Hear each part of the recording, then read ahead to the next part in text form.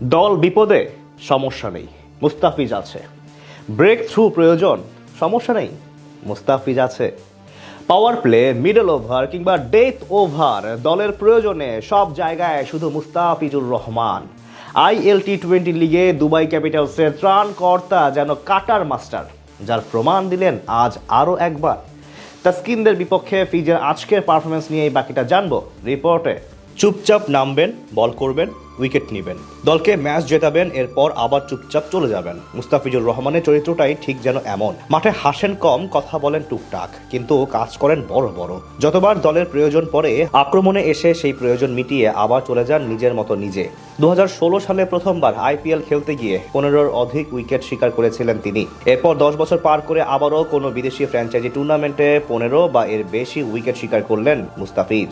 এখান থেকে বোঝা যায় ধীরে ধীরে সেই পুরনো ছন্দে ফিরে এসেছেন বামহাতি এই পেসার, যার প্রমাণ দিলেন আজ আরও একবার। এদিন গুরুত্বপূর্ণ ম্যাচে শারজাহ ওয়ারিয়র্সের বিপক্ষে মাঠে নামে তার দল দুবাই ক্যাপিটালস। দুবাই আন্তর্জাতিক ক্রিকেট স্টেডিয়ামে শুরুতে টপ অর্ডারের উইকেট হারিয়ে খানিকটা বিপদে পড়লেও সিকান্দার রাজা এবং জনসন চার্লসের জুটিতে ঘুরে দাঁড়ানোর চেষ্টা করছিল শারজাহ ওয়ারিয়র্স। তাদের জুটি ভাঙতে একের পর এক পরিকল্পনা করেও সফল হতে পারছিলেন না অধিনায়ক মোহাম্মদ নবী। ঠিক সেই মুহূর্তে উপায় না পেয়ে আক্রমণে আনেন মুস্তাফিজুর রহমানকে, আর বোলিংয়ে এসে 14তম ওভারের প্রথম বলেই সিকান্দার রাজাকে দারুণ এক ব্যাক অফ লেন্থ ডেলিভারিতে পরাস্ত করে নিজের বলে নিজেই ক্যাচ নিয়ে আউট করেন তিনি। সেই উইকেটের পরই রানের গতি কমে যায় প্রতিপক্ষ শারজাহ ওয়ারিয়র্সের, অর্থাৎ দলের প্রয়োজনে মিডল ওভারেও বল করতে শিখে গেছেন দ্য ফিজ।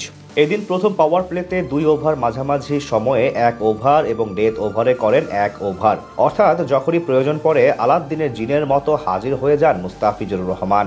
IL T20 লিগে এমনই দুরন্ত সময় পার করছেন এই পেসার।